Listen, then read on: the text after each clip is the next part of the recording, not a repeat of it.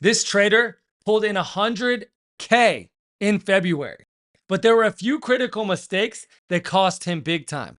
Today, we're going to review Kyle's performance for February and review his perfectly executed shorts, as well as some of his frustrating losses. And yes, even a trader doing six-figure months still has frustrating losses. But the question is, could those losses have been avoided? And did he leave money on the table? Let's do a deep dive on his performance and see what lessons we can learn to improve our own trading. Without further ado, February, just under 100 grand. In fact, I was over 100 grand, but I had discovered some, at the end of the month, I always do my overnight borrow fees. Ended up being quite higher than I expected. So brought me down under 100K, but that's all right. Still a very good month. P&L wise.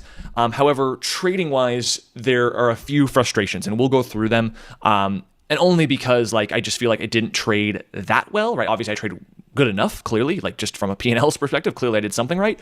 But there's just a few things in here in this month that really bug me, because if I didn't have those things in there, trading better or trading well would have led to more P&L, just from a point system or a score, so to speak. So all right, so we got the whole strategy mapped out. This is the smart moves and costly mistakes of a 100K trader. February performance breakdown, as you can hear, 100K, clocking it in, awesome. And these are the three things that make up his trading style: short selling, overnight swings, and liquidity traps. So let's do the deep dive right now. Without further ado, let's jump right in. Let's get right to it. So week number one, and really this was the biggest gain. So the day on March 3rd, and the gain you see right here was from TNXP. So TNXP here, as this was bouncing for 5 days or so, it was getting into what was the resistance from the previous bounce. Now again, they did a reverse split, so this was never at 120 or 70. This was always under $1 in these bounce ranges. And so once we were bouncing and we kind of pulled back this day, I thought to myself, hey, that's time to maybe get short and start swinging this for a fade back to lows. Now I got lucky because they announced the reverse. Okay, so he's sharing that he's watching this. He's seeing that the price went up. You can see he had this big climax here, but then rejected back down, okay? And then he's seeing the price come back up again, and he's looking to fade this on a reversal back down. Reverse split, and when they announced it, obviously it gapped down, well over or approaching 50%, and that was really the entire gain there. If we just look at the trades, this day right here, so let me make this bigger. This crack was this day right here, right? And I can't go back far enough, but that little wick off the top was this pull. And so when we bounced, I started getting short. I started starting in. Had some arrows here, but this was very, very small. This was the real size I put on. That's why you don't see me cut anything, because I was willing to risk, well upward towards of 70 cents. So we weren't even getting close there on these ads or these starters. But then added with the risk on highs. And then if you look at the next day here, adding some more when I think we're weak. By late day, then we roll over, which is great. Held it for, one more day. Had to give you, or actually 2 more days. Okay, so he's pointing out this area as an entry short. Now, what did we have here? We have a double top, because you see, we made a top here, right? And then we moved down, and then we made a top here, and then we start to move down again. So it's a very simple pattern. You make a high, and then the price comes back up and makes another high. It's just a double top. And if you count this one here, you have a triple top or a wedge top. It's one of the most common patterns in all of trading, and a great and reliable pattern if you're looking to short the market. In other words, make money on a move down.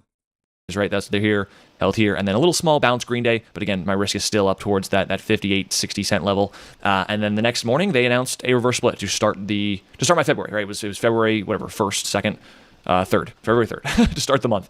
And if we go the chart, yeah, gap down massively, right? Closed at 43. I covered by 24, 25. And even then, I could have got sub 20 if I was a little more patient. Even more so than that, I could have gotten, by the time the reverse split actually went through, I could have gotten, 15 cents, 20 cents. Now reverse split adjusted, this is 7 cents, right? So quite obliteration. But again, that's not the first time this company's done this. They've done numerous reverse splits, right? This was never at 1200. They just done reverse split after reverse split after reverse split. So, that was a big game. 50K, just under 50K, 49 and change. 50K, locking it in. Nice. Okay, so that's his first trade. Let's look at, what worked and what didn't. Those are the things we want to be listening for. And also, what I want you to do is pay attention to how he's thinking about what he's doing, because that's just as important as what he's doing. So that was a great start to the month, but as you can see, that's really as good as it got. Everything else after that was more added onto the bottom line, obviously, but that was the biggest gain for sure. So next up is a loser. I think it was somewhere in here on the first week on Fannie Mae. So Fannie Mae was a really big contributor to the gains in January. Not so much in February, honestly, just because there's no real huge wins or huge moves, so to speak, in comparison. But on this little breakdown, you actually see this right here. The low here is 506. I was looking for a $5 breakdown, only because, again, this is still a pretty big run. It could easily have broken 5 and made its way back down to 4 or 450, right? I thought there was room for this to kind of pull back and start consolidating more towards where this run really got off and took off. So I did get short. Let me go into that day, February 3rd. So I guess it was the Monday. Was it really this day? I don't remember it being this day. But you see here, it broke 5 in the morning, and you would think like I wouldn't have lost much, but I lost 10K here. And although I'm okay losing that much, it's how I lost it that really bugs me. Let's get rid of this one here. Breakdown. I'm just kind of shorting, covering, really for no reason. Now, obviously, I had the feeling that, hey, it wasn't working. Like, this should not have just broken 5 and then ricocheted right back and then actually held the rest of the day. That certainly was a bullish look. And so it made me uncomfortable, which is why I never really stuck to my risk. Really, my risk was way up here at 5K or 550. But instead of just shorting it once and holding to that risk and losing 10K up there, or like I think it was more like 8 or 9K, instead, I'm just like covering once, reshorting, covering again, shorting again, covering again, did lead to 3 losers that led and added up to 10K. Just chopped myself up in really no man's land when no decision had to be made here. Now, obviously, by late day, I would have either chosen to swing or just get rid of it. And ultimately, right, you see the daily chart. It came right back the next day. So I would have certainly covered it the next day had I held. And then that led to the movement that we got, the rest of the month, right? It was actually a very strong support hold, kind of a fake out breakdown. And so lost 10K there. Okay, so he lost a bunch of money here. He just made 50K. Now I just lost 10K, and he was kind of getting chopped up here. Now, what does that mean? That means the market's not really going anywhere. It's just reversing back and forth, and he's getting caught up, right? And he called that no man's land. So if you want to think about this in a way that helps you understand how to avoid this and how to avoid losing money, understand no man's land. And no man's land is actually a really interesting thing. So let's look at it. No man's land refers to an area of land that is not controlled by any one person or group, usually considered unowned, disputed, or uninhabited territory, most commonly associated with the dangerous space between opposing armies in warfare. This is from World War I, where it describes the land between enemy trenches that was too dangerous for each side to enter. Okay, so they had these trenches on each side, and if you went in the middle, you got killed. And that's what'll happen to your profits if you try and trade in no man's land, just like him losing 10K. So the best thing to do when the chart's ranging like this and just not really going anywhere and just reversing back and forth, essentially going sideways, is stay out. Knowing kind of whatever, but it would have been lost no matter how I played it. It's just the fact that I couldn't stick to a plan and was just like back in and out, more times than it should have required or needed. So that's the other one. So another chart that we don't have because they did their merger. Okay, so we're looking at what worked and what didn't. Now, when we look at what didn't work, this is called, let's see. This is called overtrading and chasing setup. So that's what he was just doing right there. Overtrading and chasing setup. So that's the Fannie Mae breakdown. And the lesson there is just to avoid no man's land, okay? So just when you see that, consider it like barbed wire. And if you try and touch it, you will bleed profits, okay? And what worked well already, he's shown us his 50K profit, showing that he was able to capitalize on a reverse gap down, and we showed that double top, right? Okay, so we've got some simple strategies we're applying here, things he's doing well and things he's not. Let's keep going. And I just can't seem to get a chart of the newer ticker, is MGOL. So I wish I could show you what we were dealing with because it would have been a better idea. But this is one of those trades where I was up plenty, and then I proceed to just want to be greedy, and I'm like, Kyle, what are you doing? To describe the daily chart, this was running from, I think it was like 10 or 20 cents, and then over 2 or 3 days, it was now into the 40s. And so I thought to myself, hey, this is gapping up huge. It's going to be hard for it to hold this gap. It should sell off. And I was correct, right? I got short a little bit early. I think there's a small green candle downsizing, recovering, and then immediately reshorted, and it pulled, from the 40s now sub 30. Yes, did I have a greedy thought in my mind that, hey, like this might go to 20 today? Totally. But was it also part of my trade plan that, hey, the moment you see anywhere close to 30 or lower, like you should be taking something off, right? I don't care if it's a fourth, it's a half, like cover something. And so, of course, the thoughts of greed or the thoughts of, hey, this might go lower, overtook that. And so I don't cover a single thing. It was like a mental battle I was having, and it was just silly. Like, just follow the damn trade plan and hit the button, cover button, Kyle, right? Didn't do that. And also maybe it was more of justification of like, okay, it's going to bounce, but hey, late day, it could offer a fade. Unfortunately, my thoughts, the thoughts of what if it doesn't fade didn't pop in my head. And so when this chopped around a little bit longer than I wanted, I covered, I think maybe a fourth here. I was like, okay, let's just downsize just in case it doesn't. And of course, it does not fade and it goes higher. And then I cover the rest for what was a, 5-figure winner into a 10K loser. Okay. And that's with covering this. So if I held the full size over high day, I mean, it would have been probably, I don't know, 12, 13, maybe even a 15K loser. So annoying because again, to be up that much and to pretty much do a full 180, it's just unnecessary, right? It's just silly. And it went again much higher. So I'm obviously glad I cut it where I did. I did follow the trade plan in that regard. But it's never fun giving back gains when you should have covered and your own greed helped you not. So now that's the end of, I think, the trades for this week, so to speak. This day is my biggest red day of the month, and partly because, or not partly, because my biggest losing trade of the month was this day on my birthday. Gotta love it. On also MGOL. And so the next day it gapped up massively, right? It had that run into the 50 cents pullback or whatever, but that was not the end of that run. Gapped up even bigger the next day. And so I thought to myself, okay, the same idea, same trade plan, hopefully this time it actually fades and it doesn't hold up. That was wrong. Same idea. It's almost an identical trade, but unfortunately a little bit bigger size and a second attempt that was maybe bigger than I wanted. So got short, covered, got short again. Again, went to new low day. So I was like, hey, this is working. This is good. And yeah, again, that fear of like, hey, this could bounce and come back was there, obviously like the first day. But again, I thought just this was even a much bigger gap. It was much more extended now. This should have a little bit more pull than the prior days. And if it doesn't have more pull, it will still have a bounce that I could get out into the bounce if it does end up bouncing. Of course, it offers something completely different. It offers just a straight up spike, right? I mean, in 2 seconds, or not 2 seconds, 2 minutes, you're back from 56 to 66, and then it consolidates for 5-10 minutes, and you're immediately then from 66. Just for clarity, you can see this is a 1 minute chart. Okay, so it took all this time for the price to get all the way down here, right? And then notice in 2 candles, 2 1 minute candles, so that's 2 minutes. We went from here, retraced almost, probably like 60% of that move. Up into the 70s to new high day. So, again, I followed my trade plan, but my gosh, was this just an annoying ticker? And so I lost, over 30 grand on this one. Pretty much 2 attempts of 16K each, so to speak, which I'm okay with that. But again, it's how it happened. This just was a very annoying ticker in the way it moved. And the problem is, and why maybe I'm annoyed, is that like I kind of knew that. Like this isn't my first time trading MGOL. I already had that baked in, and why I didn't listen to that or listen to those characteristics about this stock that I was very well aware of. I couldn't tell you. Call it greed, call it just ignorance, call it being lazy and not listening to that voice in my head. But yeah, so frustrating.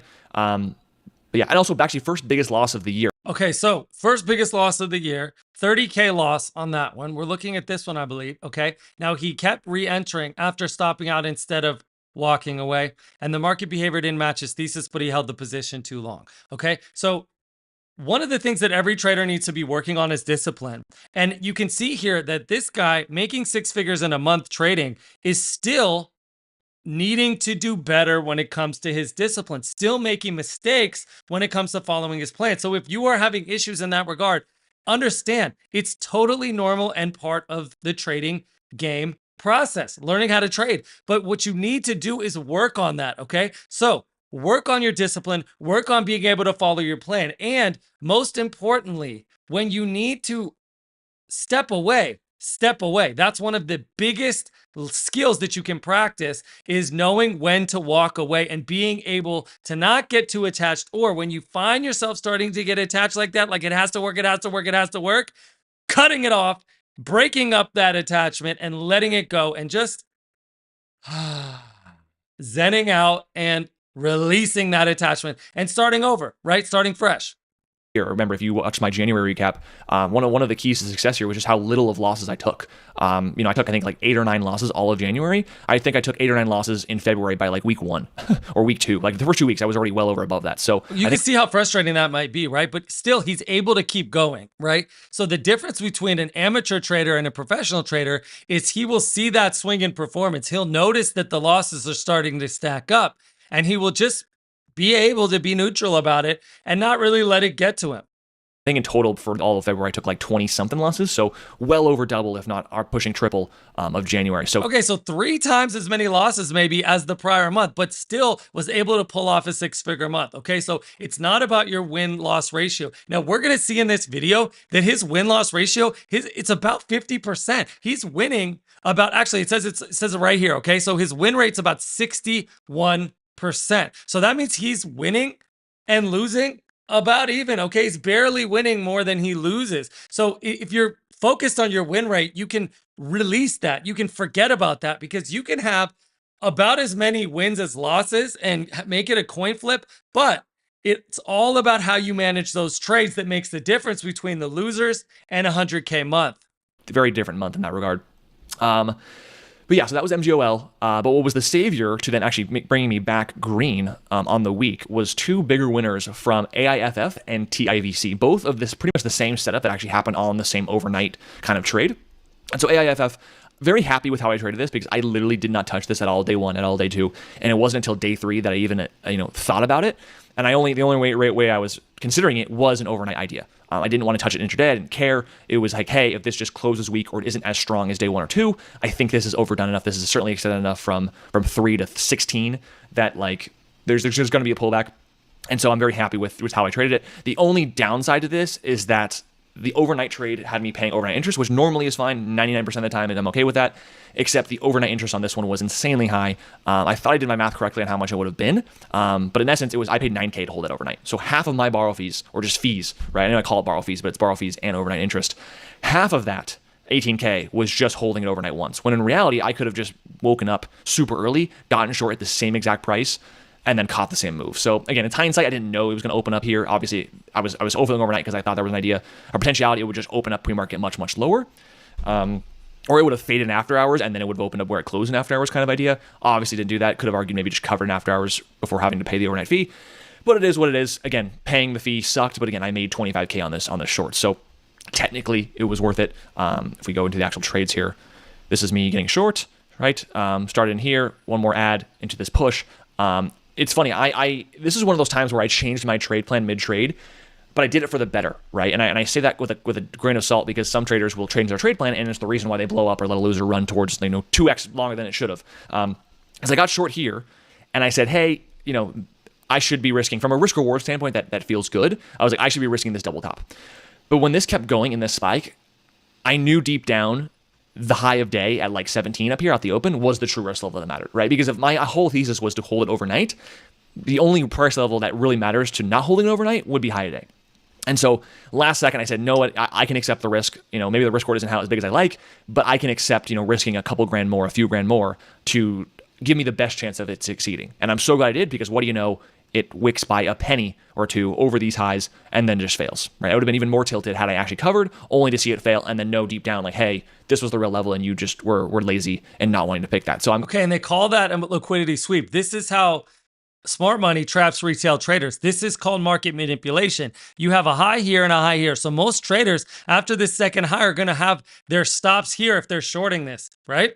But then notice what happens. The price comes all the way up here, gets a few ticks above that high, taking out all of the stops of these traders who are holding short here, generating that liquidity, and then dumping as soon as we get just a tiny bit above that, okay? So this is shaking out those weak bears that can't hold and have these really tight stops. And what he was able to do was avoid that manipulation and instead participate in the smart money sweep, so that when these traders got ripped out of their trades, right? They were short and their stops were above here. So that means as soon as the price broke this area, those sellers are now buying back their shorts automatically, because that's what their stop losses are doing. And then as soon as that happens, they're selling, and then more sellers are coming in, and then the bulls, right, who were basically getting out of their trades, which are taking profits at those new highs, because that's what the bulls will do. All of that contributes to sellers, and then more sellers, because you've got the bears selling and you've got the bulls selling out of their longs here, which reverses the market down. So what you need to take from this, and what I think we can all take from this, is that using really tight stops and being a weak bear or a weak bull subjects you to market manipulation and prevents you from allowing to participate with the smart money. And in order to participate with the smart money and really get, profiting from these sweeps, you want to be able to use wider stops, just like Kyle was able to do here. Now, it would have been better if he waited and was more patient, but the fact that he was able to adjust is what made all the difference. I'm glad I changed it last second, but again, it's not every day I'm doing that. In fact, most times you do that, I would say, is a bad time. I see a lot of beginning traders will be like, we're risking high day, and then it breaks high day, and they're like, oh, well, I'm just going to risk 20. It's like, no, you're going downhill. You're downward spiraling. So a little bit of a caveat there, grain of salt. But again, after hours wasn't as weak as I liked, like I mentioned, but it was the weakest after hours of them all, right? All of these after hours previously had grinded up pretty well, like well over $1 a share or so. This after hours was pretty sideways when you look at it. And so I think that was what gave me enough conviction to say, hey, okay, this is good. Let's hold it overnight. And yeah, next morning, beautiful fade. There's no way I would have gotten short out the open had I not shorted it overnight. It would have had to been, like I said, early pre-market or not at all, because this was quite a huge gap down, and then immediate flush out the open, and I covered it for a 25K win there. And even then, still went lower, and then again, even further than that, if you really wanted to hold it longer, which really wouldn't have made sense given with the how expensive the overnight interest was. But what do you know? It's right back down to where it started. So insane backside. But I'm happy I caught, obviously the easiest part of the move, which was the biggest first red day. Now, TIVC, same idea. Again, different tickers, totally different unrelated runs, but same idea. Runs from 24 cents up to 70. Huge move. Gaps up even bigger. And so I thought to myself, hey, if this can't, get going over those highs, these highs, because it's kind of like a shortened resistance play for some people, even though I don't play them that way, or I'm really a fan of that setup, it did add, factors to this trade. And I think they also had warrants at like 85 cents, 86 cents. So clearly there was enough indicators for me, given the extension, given the gap up, given the things I just mentioned, that like, hey, somewhere in the 80s, 90s, it's going to have a very difficult time. And so I get short. If we go to the trades, let's get rid of that.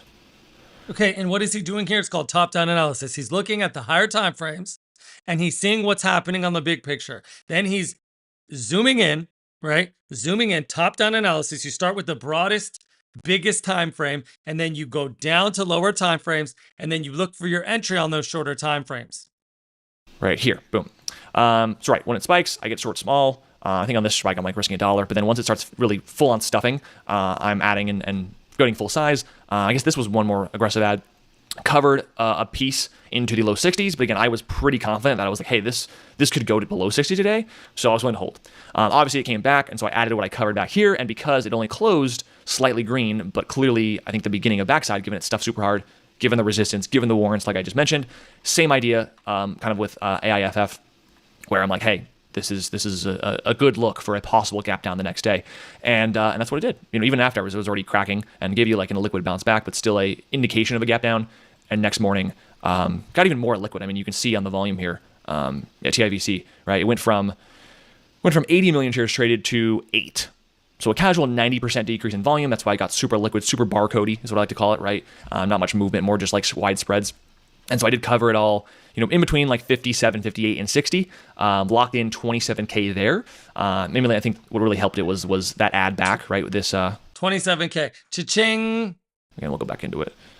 This the covers at 62, 63 cents or whatever it was, and then the add back into the 80 spike here helped a lot on that gain being maybe bigger than I originally intended or would have thought it would have been. So very nice. So then that put me over 50K on the day on the 14th here, but then I lost 10K on GTAI here. Little gap and crap. Thought it was going to fail. It kind of did. I mean, it did wick off the highs. I just had a poor entry, right? If we look into it, got short what I thought was a new low day move. Turns out total fake out. 5-10 minutes later, immediately squeezing, and I get stopped out. And even if I didn't stop out, let's say I just kept an insanely wide risk level that wouldn't have made sense risk reward wise, it still only pulled back to where I would have gotten short. So the key was obviously avoiding this, which is hard to do, but sometimes it happens for me, and then getting short on what maybe would have been somewhere in here, and you catch the fade there. But didn't happen, so lost some money, gave some money back, but either way, helped me recoup the MGOL losses, and then came back green on the week. Moving on. So then this is where things get annoying, right? I know I mentioned MGL being annoying and being greedy and giving back gains, but these two last weeks in particular is where the real frustration I think started to, surface. And two trades specifically were on SMCI here. And it honestly, it's funny. I had two MGOL trades and then two SMCI trades where it's like I was up and then I pretty much gave it all back. First one on the top day of 219. Okay, let's go into that day. Come on, let's load. Here we go. In the morning, right? Stuffs or spikes, and then a huge, huge washout. And again, I'm thinking, like if we just look at my trades, I did get short for that. Covered a little bit into red green, which I'm happy about, because I knew like if this goes to red green, you should probably cover. But I also thought, great, I'm then also going to add that kind of bounce, and there's going to be another pull to red green or a higher low, or just some kind of pull. Maybe even it got ugly going low, even lower than low day, in hindsight. But it didn't offer that at all, right? I added back, and that was like literally the last time you see those prices. Pretty much gives me like a slight double top, holds, and then rips to new high day. So again, another scenario where I was up well over 5 figures, and then I end up losing actually 13K on this one. So it's annoying because I know I should cover it all here, but again, and maybe the theme of me being frustrated is like I just had this ever growing sense of greed of like maybe I can go further, maybe I can get more out of it, and 90% of these trades, like I'm going to be covering red green. The ones that gap up huge, right? The ones that have on a huge run but are on a huge gap to where I guess maybe that's why, because it wasn't that big of a gap where it could have easily sold off to into the sub 55 area. I guess I could argue that, but it is what it is. I can't really tell you. It would have been different, like I said, if I didn't cover anything like MJOL. But I can't say I wasn't aware because I did cover some. It's just the add back and then how strong the bounce was. It just didn't give me really a fighting chance, right? My trade plan was off from the start on post 10 a.m. right? Okay, so what is the mistake here? The mistake here is holding too long and ignoring his profit targets. You can hear that he had profit targets in mind, but then what he was doing was hoping, right? He was kind of like making up ideas in his mind that he wanted to happen, but he wasn't executing his strategy according to his rules and procedures. So on this SMCI short, he was up 10K. It was working, right? But he said greed came in, and that's what had his mind start to project out and imagine these scenarios, which is really a dangerous place to be if you're a trader. And for him, it turned this $10,000 win into a $13,000 loss. So the lesson here is to secure partial profits when the price reaches your planned targets. And if you don't do that, you're hosed. You got to follow your protocols at all costs. And then it was going higher, so I was like, wow, this is going to be really good. Like this, have this close, 65, 66, have it gap up to 70, and then it's going to give us the real awesome flush. And it does it not afterwards. It does in late day. And this is my least favorite kind of move. I will miss almost every single move this happens late day. It's just not predictable for me in many, many ways. Try shorting it again. I'm like, no, just cover it and just move on. Give it a shot the next day. Start the next day fresh, right? No, don't have a position overnight and just show up clean slate. And so I did that. Got short pre-market. It pulled. I'm very happy. I mean, these I couldn't ask for better entries, right? In terms of just using red green or a little bit higher. I think I was using more like 61 as risk. Got the pull I wanted, or I should say mostly wanted. I was thinking it could go a little bit lower again. The curse of this February was me thinking it always can go a little lower.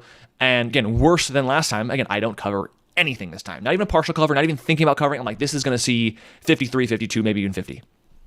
So I cover nothing. I then add more here. Because the risk reward's really tight. And then I cover it for a 7K loser. So smaller loser than last time, which is good. But again, it's like, what am I doing? Like, why am I not covering any here? And again, this is where I'm frustrated because, again, would I have covered all of it? No. I would have at most been half size, most likely a quarter, and I would have 100% had more size sitting on, the 53s, 52s area. It's just one of those months that like the runners that I thought could offer more just don't. And I don't adapt to it. I don't change to it. I don't maybe recognize that, hey, this is holding pretty well and cover it earlier, like right here.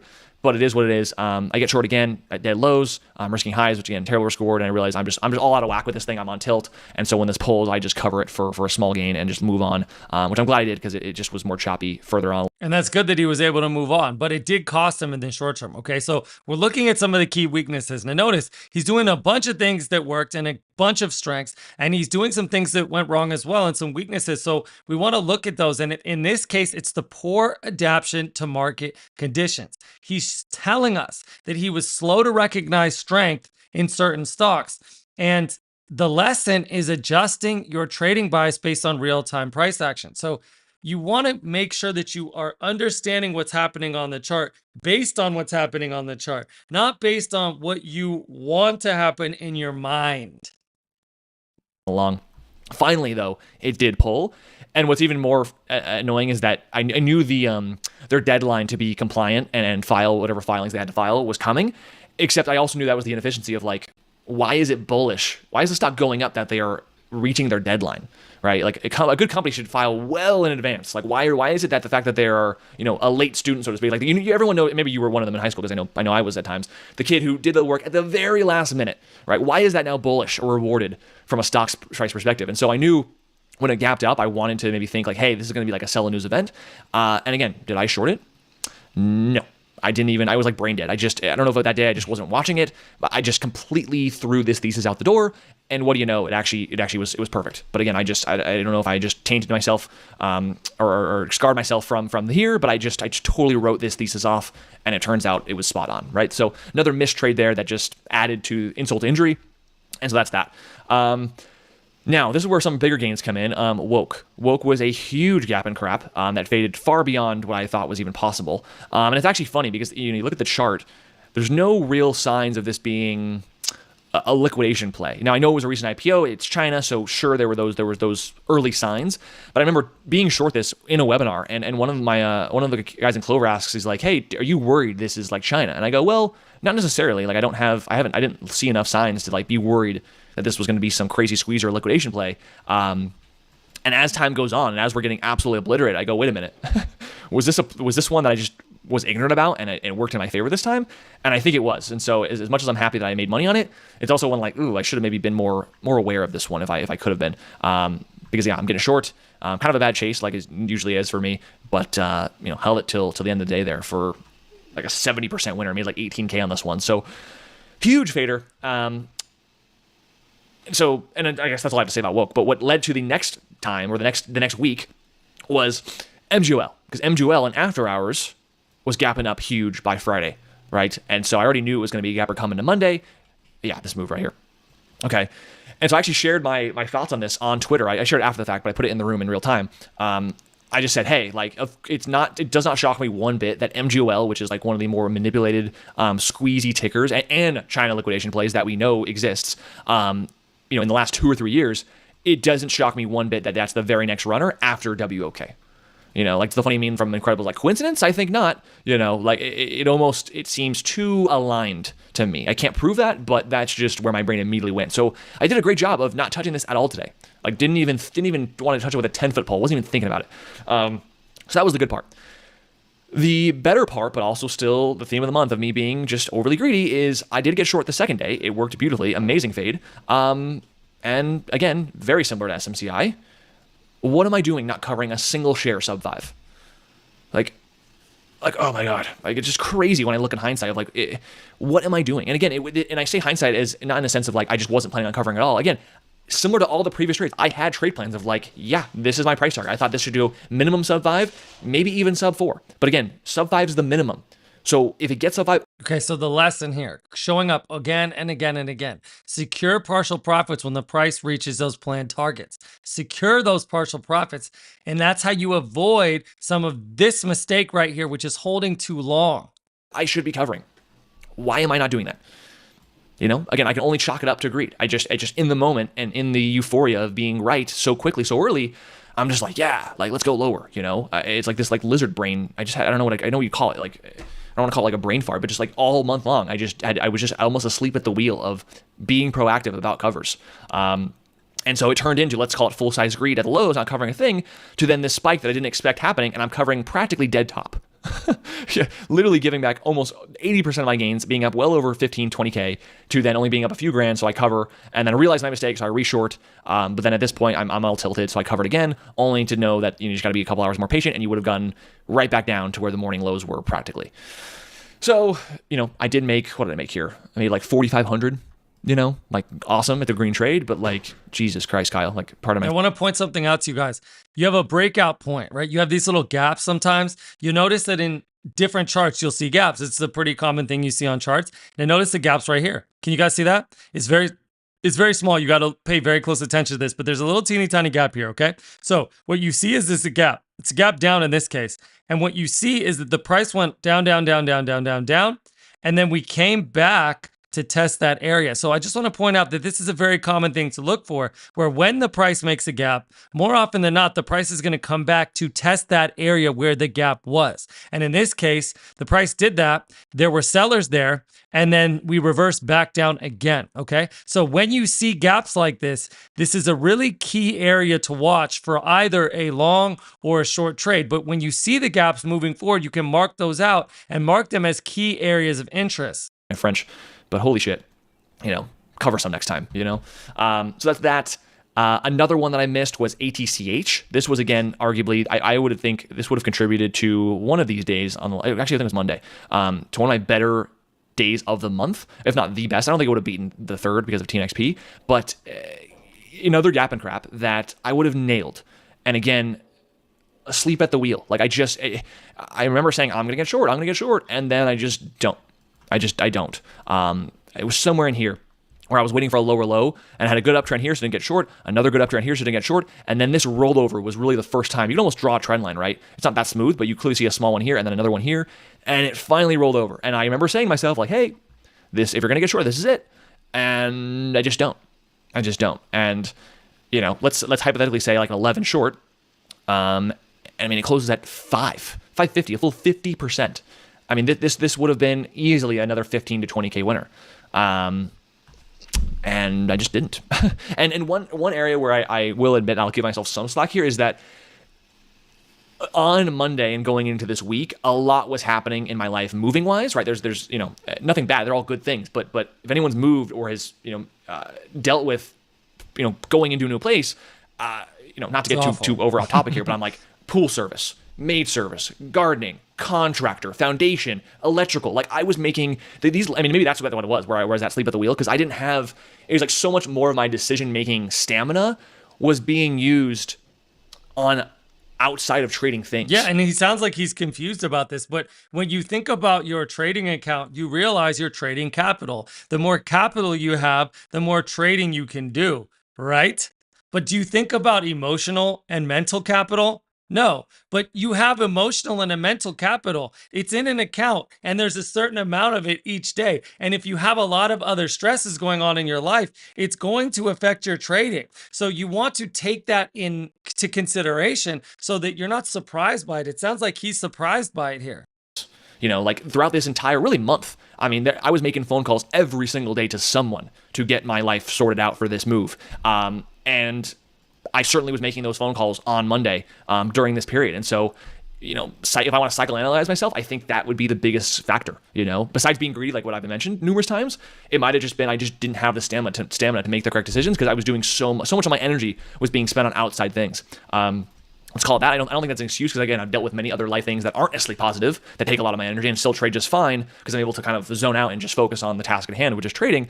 But again, if I'm psychoanalyzing myself as I'm making this video and reflecting, that's a factor that I think did play a role, even whether I'm aware of it or not. Yeah, pay attention. That's a lesson for all of us. Pay attention to your mental capital and notice if it's high or low, and then adjust your trading based on how much gas you got left in the tank, if you get what I'm saying. So yeah, missed that one. Huge miss there. And then to add icing on the cake, like I said, great job avoiding it. Not so great job nailing it here. And then lo and behold, I'm thinking to myself, hey, let's get short for like a swing. Again, maybe the promoters or the manipulators, whoever's behind MGLO most of the time, the algo, once it's done. The ICT algo that controls everything. Beautiful fade. Once it's done, beautiful fade. And so I'm thinking to myself, hey, let's get a fade here. And of course, it chops just enough to have me lose hope and of course stop me out. I got short somewhere into the bounce day. All right, if we go to the charts here. Oh, God, I don't even remember this one. This was bad. Just T-wapping all over the place. But getting short, and then, again, like I said, swinging. And then, on this day right here, breaking over these highs, these 5 highs, cover it.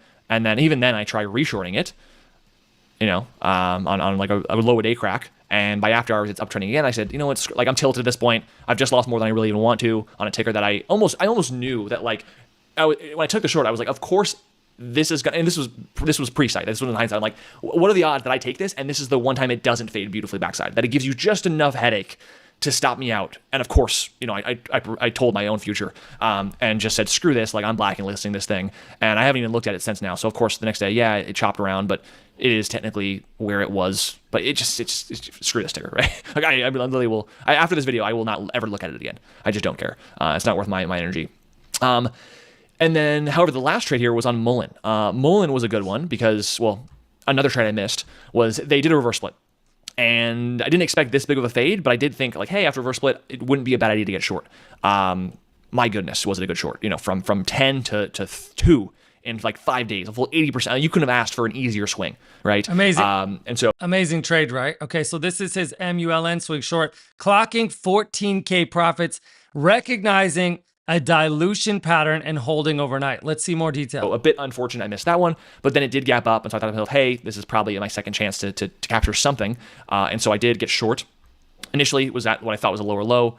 Actually ricocheted a little bit, but then finally died, and then kind of T-WAP'd. I don't know why I T-WAP'd on MGOL or MLGO, and this one I just decided to. Didn't really know what good price to get, but I thought if I just T-WAP it over a certain period of time, I'll get what I think. Obviously not the case. It ends up being much higher for longer up here, but did then hold it overnight. Normally I would have been covering it here if it was an average gap and crap, but because I thought Mullen should, fade like it has been, ended up being the right decision because it held it, swung it for a couple days, and on Friday, which was yesterday, down to the 250s, to mid twos, and so I covered the rest there for a 14K gain.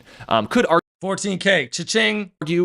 Kyle, why don't you want to keep swinging? Like it's, there will of course be bounces along the way, but I think it's pretty clear what this company does, and it's dilute, reverse split, dilute. So yeah, in 3 months from now, I'm sure this is back down sub $1. But after being so greedy all of this month, I thought to myself, no, let's lock something in. Let's stop looking for lower and hoping for lower and planning for lower. Like let's just take some damn profits for once. So lock that in. Gave me a better close to the end of the month, unlike what MGOL did for me. Okay, so those are some of the best moves that he made. Now, why did they work? Okay, if we look at his strengths and we ask what worked, he had large wins on high conviction trades. We just went through those. Now, we want to ask why these trades worked, and you can hear there were three main reasons. One is he had a strong risk reward ratio, in some cases 6-to-1 on best trades. Now, if I offered you $60 for every $10 you gave me, how often would you make that trade? Every time, right? Next is he entered on key resistance zones with confirmation. He calls this the gap and crap, which he's looking at an overbought move, right? A gap up that's extreme. And the lesson here is that things that are really extreme never last, okay? They will eventually fail. And the more extreme often, the less likely it is to continue. So a gap and crap is an extreme move up, which would be a resistance zone, right?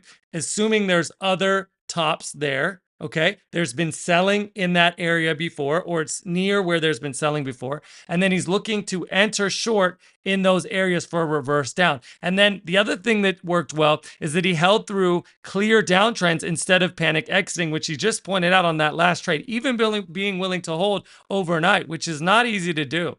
Our MLGO, did for me on Thursday. And then, like I said, closing out the month, just under 100K. So again, real world money, very grateful. I would love to make 100K for the rest of every month for the rest of my life. I'll be more than happy and satisfied financially. But again, part of being a good trader is separating that and looking at where we've done wrong.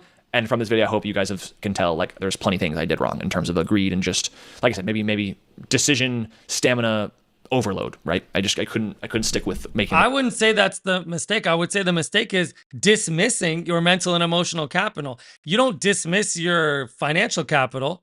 Okay, you would not look at your account. In fact, you don't have the option. Okay, because if you drain your account of financial capital, you can't trade anymore. Okay, so if we all start to look, Kyle, you, me, all of us start to look at our mental and emotional capital as just as important, as just as a scarce resource as the financial capital in our account, that's when we'll get into some expert trading psychology, okay? But dismissing it, ignoring it, thinking that it doesn't matter, or thinking that you can just force your way to power through it, that's a real mistake there. You have to respect your finite, limited nature of your mental and emotional capital. Okay, so we went over the key strengths, the key weaknesses, and you can see if we look at his summary, it was, I think it was a 60% win rate, right? So not a very good win rate, but you don't need a very good win rate to make 100K a month. If you take one thing from this video, if we take one lesson from this video, it's that you do not need an impressive win rate in order to make 100K at trading in a month.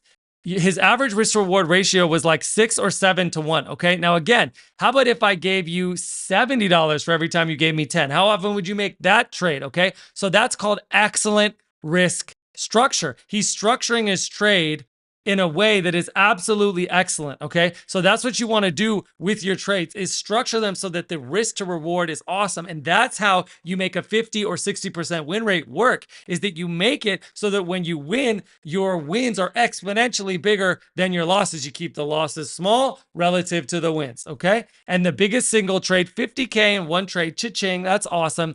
The biggest single loss on a trade was 30K. So you can see the wins much bigger than the losses. His best setups, parabolic shorts, overnight swings, and liquidity traps. And his worst setup, fake breakouts, chasing moves, and overtrading, which we already went over. Now, what are the lessons for you?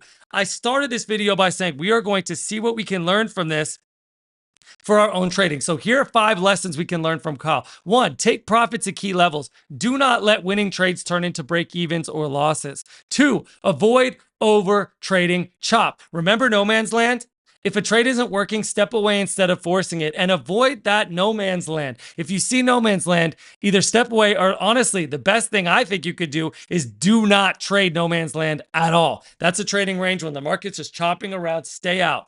Now, next, adapt to price action. Every setup is not the same. Recognize when the conditions shift. Now, it's very hard to learn how to do that. So what you want to do as a way to protect yourself against this is follow your plan and execute your strategy according to your rules and procedures. Lesson number 4, factor in your costs. Overnight fees killed him. Lesson number 5, stick to the plan. Greed and hesitation led to unnecessary losses. And I would say for him, he's calling it greed, but it's not greed, it's overconfidence. Okay, that's the risk after you have an incredible trading performance the prior month where you barely take any losses. I think his win rate last month was like 80% or something like that. Okay, and the real bomb that will go off in your trading performance is overconfidence. That's something that will kill all, if not most of your trading profits. So watch that overconfidence and do things to help bring your ego down, okay? If you're like Trader Tom, one of the most successful, most effective traders in the world,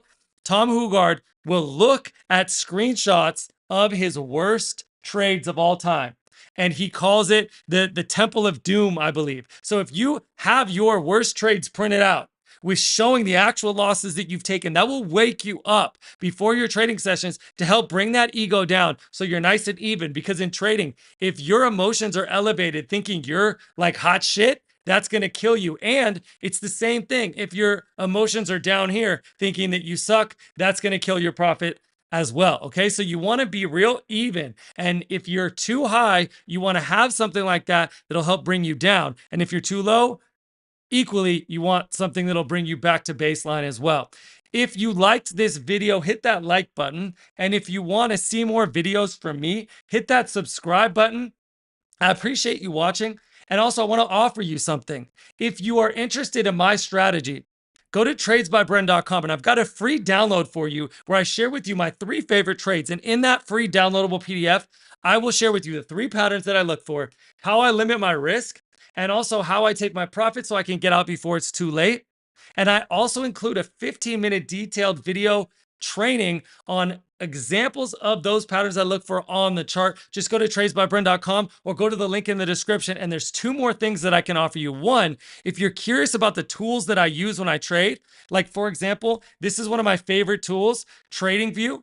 And also I trade with a prop firm and I can share with you links to TradingView and my favorite prop firm right there in the link in the description. Hit that if you want to see that. Thank you for watching. I'll see you in the next video.